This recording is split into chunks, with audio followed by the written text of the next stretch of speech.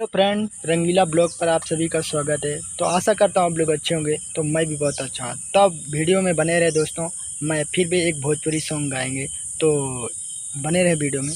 तू ता दूसरा केहू के फूलवारी में, बाड़ी जाके खिले के तैयारी में।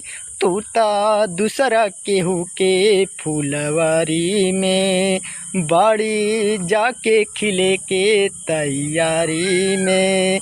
भारत तड़प तड़प के यहाँ आह बानी हो, भारत तड़पे तड़प के यहाँ आह बानी हो।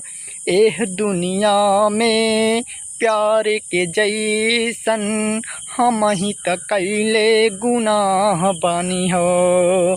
एह दुनिया में प्यार के जैसन हम ही तो कैले गुनाह बानी हो। फूल बिछैनी राह में जेकरा, कांटे से दामन भर गईल।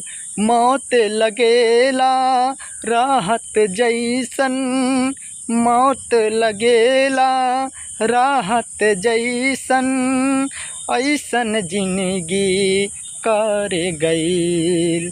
रख ले मनवा में अब ना कौन चाह बानी हो, रख ले मनवा में अब ना कौन चाह बानी हो। एह दुनिया में प्यार के जैसन हम ही तो कैले गुनाह बानी हो।